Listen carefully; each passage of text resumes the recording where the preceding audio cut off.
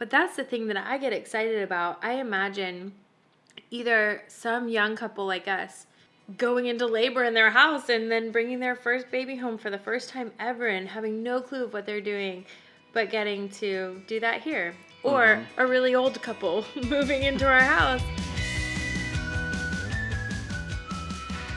How do you feel about listing the house again? I am excited. There's still work that, because we've been focused on work, we haven't done anything in the house. And the house is a big fat wreck because we've actually lived here again. It's not, I think we know how to, I think we could be able to clean this place up in 2 days. It would be show ready in a week. Totally. This is funny. Our realtor asked us, but when we decided to just take it down before the holidays, she goes, but isn't this great? Isn't it so wonderful how clean and organized it is? And I just I might have laughed in her face. She's a wonderful person. But I may have laughed out loud. For a mom with 4 kids, 7 and under, for a mom who homeschools, for a mom who makes almost all of her meals at home with her children around, no. This house needs to be lived in, and it's the life in the house that makes me so happy to pass it on to the next person, really.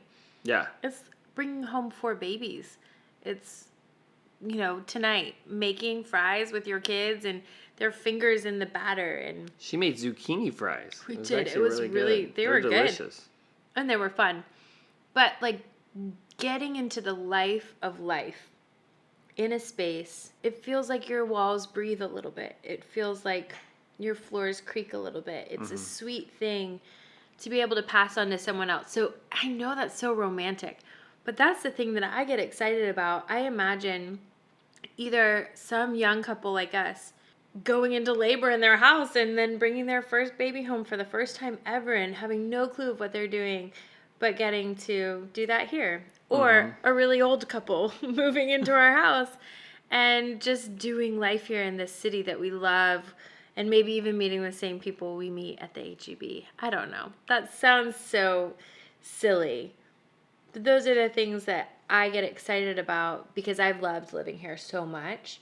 But that's what we said last night when we were talking, and I was like, I'm just ready to move on.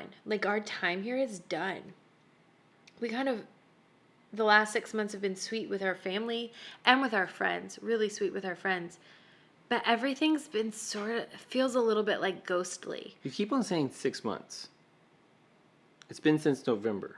Beginning December, of November. January, 3 months. I know. You've said 6 months several times. It feels like 6 months. Well, we've been trying to sell our house. We started this in September.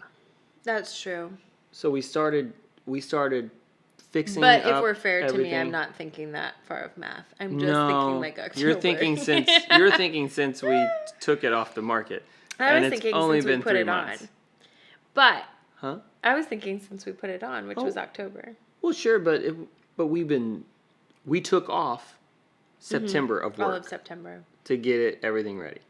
So a lot of the things that we're thinking of is hiring out some of the work that needs to get fixed here. I think I'm insisting on it. Yeah. I mean, we're going to, do for some of the big stuff that well, I'm like, I have instead no of idea. having someone come and clean the house, we'll clean the house. And then do the smaller things that if someone else can come in and do a repair on the trim or something, that can get done so much faster, more efficiently, and our time is freed to keep working on that residual income or keep homeschooling or keep making real meals, because the last thing I want to do is go live at Chick-fil-A again for another month. Yeah.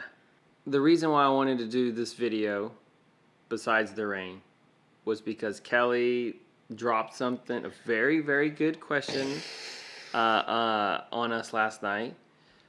She said, what are we going to do if the house doesn't sell? And my response, I'm not trying to stir up drama, but it's just a matter of fact of I prayed, if you do not want this to happen, take it away.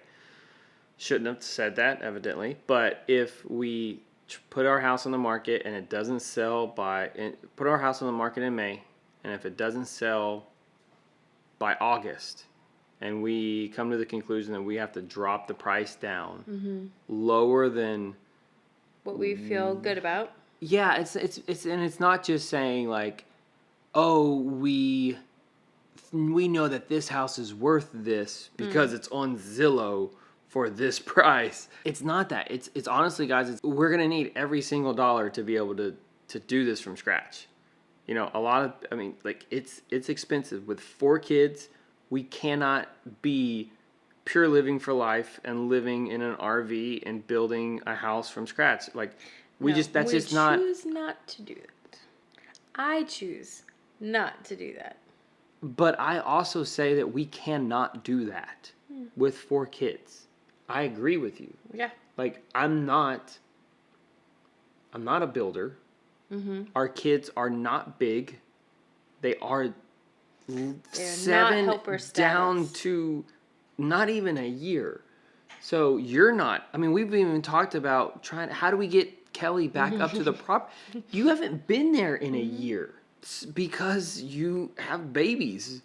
And you can't. I mean, what are you going to do with Finley, who can't even walk on just raw land where there's... I mean, it's just not... and it's 2 hours away. So, there's nothing there's there. a lot of things. So, I think the question is, what do we do if this doesn't sell?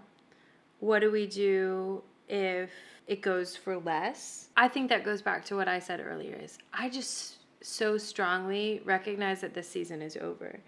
Our season of living here is over. Our season in this house is done. And ironically, it's not because we've outgrown it. You know, we've had 4 more kids and I'm looking to move into a smaller space. 4 more than when we first moved in.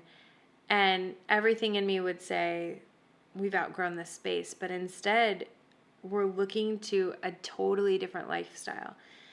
Whether that's on our 7 acres or a different property, if we needed to. All we know is we're supposed to put our house up. All we know is we're supposed to move.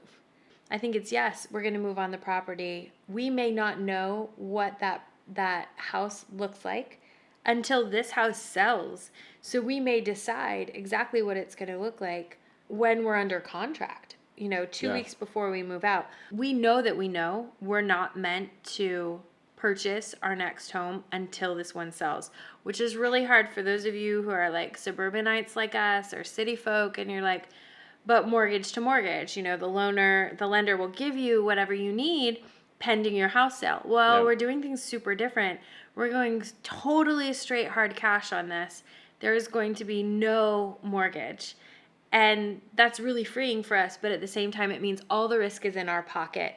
So we have to be wise about that. And where even a few times we tried to get ahead of that, God really corrected us to say, slow down, Brothertons. Well, we almost bought the house. Twice. Yeah. So instead, I felt like we've had a lot of protection in that. And exactly what you almost said. Almost bought the shed to house twice.